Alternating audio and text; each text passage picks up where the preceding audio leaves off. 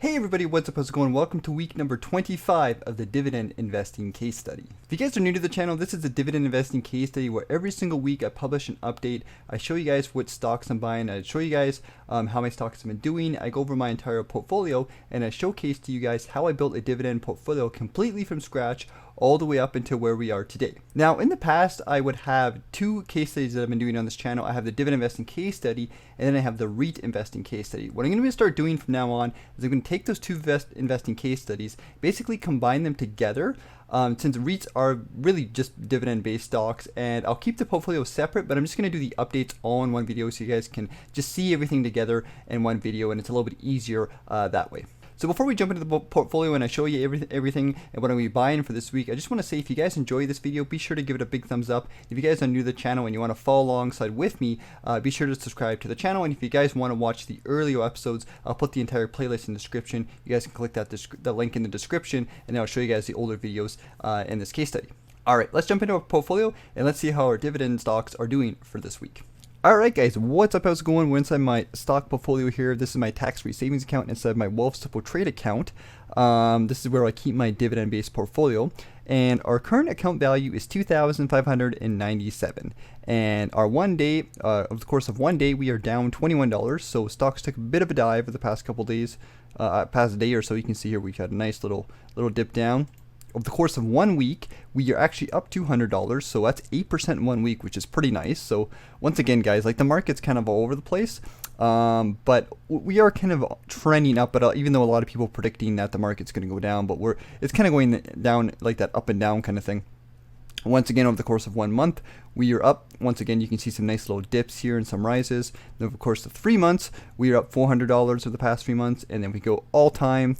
For this tax-free savings account, we can see that we are down about $50, which is 2%. And keep in mind, I built this portfolio before the market crash. Although we didn't have a ton of money inside of it, maybe we had like 50% of what is now 2,000, so like maybe 1,000 or so when the market crash kind of happened, kind of thing. So like half the portfolio took a big drop, and then we kept kind of averaging in every single week and buying in. So it's kind of balanced out pretty much near the end here. And here's our stocks inside our portfolio here. I'm going to go through them really quickly, and then I'll show you guys what stock I'm going to be buying. I'm going to be buying one dividend-based stock for this week, and then we'll be buying one REIT-based stock when you go over the REIT portfolio, which we'll do right after this one here. So here's the portfolio, and the first stock we have here is a bank in Nova Scotia. This is currently valued at $57 Canadian, and it is down. I'm just going to go as much time as we can here. We can see here that Bank of Nova Scotia took a pretty big dive. Most of the banks took a big drop, and they're kind of starting to kind of go up a little bit. But I still think most of them are pretty good buy overall. In fact, we will probably going to be buying. What I might be doing today is I might actually buy multiple shares of different banks in Canada, like the Canadian banks. The big one I have my eye on is CIBC, but I might buy a couple shares in maybe like TDE, and maybe buy another share in Bank of Nova Scotia. It just depends on how much they cost. And we can see our total return for Bank of Nova Scotia is about $4, which is about $3.65. Which isn't too bad. So Bank of Nova Scotia has been doing pretty good for us. Next one we have is Enbridge. Enbridge is a power utilities company, once again in Canada. A really good stock. It looks like they've had a little bit of a downfall, but they're still doing not too bad. Our overall weighted return here is $2.78, which is again 3%. We do need to buy some more shares of Enbridge. In fact, over the past couple weeks, I'm going to probably be buying more shares of the stocks I already have and just kind of building upon them and going with that over the next little while. Next up we have is PIF, with this Polaris Infrastructure. We are currently at plus of $6, which is 3.4%. We haven't bought too much of that for a while, actually. RNW is the TransAlta Renewables, and we are sitting at a return of $1.63, which is almost just borderline for that one. Next up we have is SIS, which is Silveria Corp. We bought this stock a couple weeks ago, and we are sitting at a negative 4% return for Silveria Corp. Next up we have is Shaw. This is one we bought in once again when we first started this portfolio way back in the day. We are sitting at a negative 2%, which is about $4. And once again, we had this before the market crash, so I'm kind of expecting that one. A lot of these stocks I'm kind of expecting to be down. Because once again, we bought into a lot of them before everything crashed. TD we bought not too long ago, which is why it's sitting at 8%, 7% return, sorry, which is about $8. This is because when we bought into TD just after the crash, the banks kind of rose up quite a bit. So TD is sitting at a nice recovery, and TD is a great stock to invest into right now. Next up we have is VDY, which is an ETF. This is the ETF portion of the portfolio, and these are all down quite a bit because once again we bought these before the crash, and the overall markets are down, right? So I kind of expect the ETFs for the most part to be down too. Next up we have is VYMI, which is an international ETF. These are all dividend-based ETFs too, by the way. This one is down 14%, which is quite a bit. That's quite a bit to be down. Next up we have is XHD, which is a US high dividend equity index.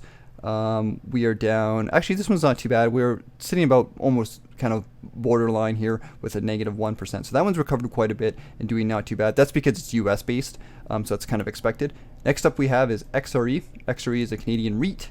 Looks like we are still down quite a bit with this one, which is 12%. But once again, we had a lot of shares before market crash, so we kind of expect that to happen. And then we have Bank of Montreal, which we should be down. Oh, looks like we are actually up a little bit, which is about 3.8%. We bought this one not too long ago. We bought about 9 shares, so we're not doing too bad with that. You can see overall everything kind of adds together to the portfolio. Most of our ETFs are like really bringing the portfolio down because we bought them before the market crash, and then some of these other stocks we kind of bought a little bit after, so they're kind of bringing things up overall. So that's the portfolio for the dividend investing portfolio. And the stock I'm going to be buying for this week is actually going to be CIBC. So I'll look CIBC up here. Now it is the weekend, so we can't actually buy any shares here. So what I'll do is I'll put an order in to buy Monday. Or I'll just wait till Monday and I'll use the money we have. I can't remember what the CIBC actual ticker is. I want to say it is. I'm gonna have to look it up really quickly here just to find it to make sure. So the actual ticker, which is kind of funny for CIBC, is CM, so Canadian Imperial Bank of Commerce. I just googled that really quickly. So this is the one we're going to be buying today. You can see it's actually valued at $93 Canadian, and it's got a really, really nice, sweet dividend yield of 6%. So this is a perfect stock to stick into this portfolio. So I'm probably going to buy 1 share of this, and then with the remaining money I have, I might buy like another share of Bank of Nova Scotia. And just kind of, I really want to start to build out the portfolio in terms of the Canadian banks. Probably going to be buying. I already have TD, I already have Bank of Nova Scotia, but I want to add CIBC to the list, and then I might add another one, maybe like RBC or something, because I really think the Canadian banks are solid picks, and I want to start adding them to the portfolio. So we're going to be buying CIBC, and then I might put a share into Bank of Nova Scotia or something with the money that we have, which is about $161. So we should have enough for that. So CIBC is my pick for this week for my dividend portfolio. Before we switch over to the REIT portfolio, I'm just going to look at the dividends we got. I don't think we got any dividends, but I'm just going to double check just in case kind of thing here. So we go tax-free savings account. We can see that our last dividend once again was on June 8th, and we are approaching the end of the month. So our dividends should start to roll over probably in the next week or two. We should see a bunch of dividends rolling over into the account. And let's take a peek at the spreadsheet really quickly just to see how much money we've earned from this portfolio so far. And inside our dividend investing case study account here, you can see I tracked the dividends that we earned overall since we started the portfolio here. So we have our first month we made 44 cents, our second month we made $1.61, our third month we made $4.35, and then our fourth month we made $5.22, and then our fifth month we made $7.79. You can see it's starting to slowly add up. And then June so far, even though we haven't gotten many of our dividend payments yet, we are almost sitting at $5, and added up all together, that is a total of $24.26 dividends earned since we started investing in this portfolio. So it's slowly starting to add up. It's slowly starting to get there, guys. We're slowly getting there, and we should see a bunch of dividends once again rolling over the next couple weeks. So our June dividend income should jump up. I would say maybe about $10 or so, which is pretty cool. So that's it for the dividend investing case study portfolio. Let's jump over to the REIT portfolio, and let's see how our REITs have been doing over the past little while. So here's our REIT-based portfolio. Once again, I'm inside Wealthsimple Trade. It's what I use as my account to buy and trade stocks. This is a REIT portfolio, so we have $1,606 Canadian in this portfolio, and if we go over the course of one day, we are down 1.92%. Over the course of 1 week, we are up a little bit. As you can see, REITs had a nice little jump with everything else, And then in the past month, we were up 4%. And then if we go all time, we are actually down 0.21%. So we're almost breaking even with our REITs. And a lot of that is because, once again, we built this portfolio kind of towards the start of the market crash, but most of it we bought afterwards. So you can see, because we bought these stocks when they were a little bit cheaper, we recovered a lot of our losses as compared to our dividend portfolio, which is a little bit more negative. But the REIT portfolio has been actually going up and down quite a bit over the last little while. In fact, over the past couple of days, I remember for like a week or so, it was actually in the positive. So that's just kind of how it is. Here's our REITs that we have. First one we have is H&R Real Estate Investment Trust. This is, I still think, a very undervalued REIT. It's relatively cheap to buy into, and we had some nice little returns so far. In fact, we're sitting at about a 4.3% return, which is $12, which isn't too bad. Next up we have is RioCan. RioCan is actually, I think, one of the most undervalued REITs in terms of Canada. I think they're a really good buy right now. If you want to buy a Canadian REIT, I think RioCan is probably one of the best ones to buy right now. In fact, I have a video coming up over the next couple days where I will talk about RioCan. Just spoiler alert, but I do think it is one of the best REITs right now. And we can see here we're at a 3.43%, which is a $5 return, so not too shabby. And our next one we have is REIT, which is First Asset Canadian REIT, and we are sitting at a 5% return, which is 6%, $10 overall. And then we have a VRE, which is a Vanguard Canadian Capped REIT. Once again, this is the ETF section of the portfolio. This was just to diversify a little bit.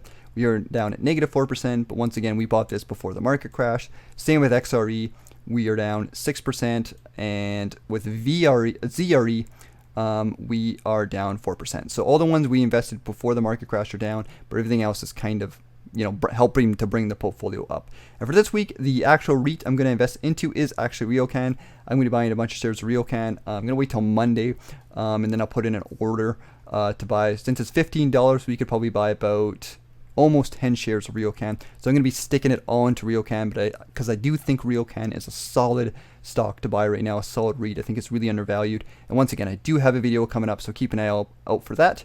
Let's check the dividends for this portfolio. I don't think we got any dividends, but I will just double check them really quickly here. And then we will check the investment spreadsheet to see how the portfolio has performed over time. And we can see here that our last dividend we got was on June 8th. So nothing recent, but once again, towards the end of the month, next week or two, we should see a bunch of dividends pouring in. So maybe next week we'll have some more dividends to report. So let's jump over to the spreadsheet and let's see how this portfolio has performed over time. So once again, here's my spreadsheet, and I'm just going to zoom over a little bit here so you guys can see. And this is the REIT portfolio. So the first month in March, we made $1.29. Second month in April, we made $2.28. Our third month, we made $4.36. And then June so far, we have $3.76. And once again, we haven't gotten really any real dividends yet. They should start to roll in towards the end of the month. And in total, we got $11.69. So that's the REIT portfolio, and that's the dividend portfolio. So once again, guys, let me know what you guys think in the comments about combining the two kind of portfolios together in one video. I thought it didn't make sense to do two separate videos. Maybe it'd be better just to do one long video and you guys can watch it.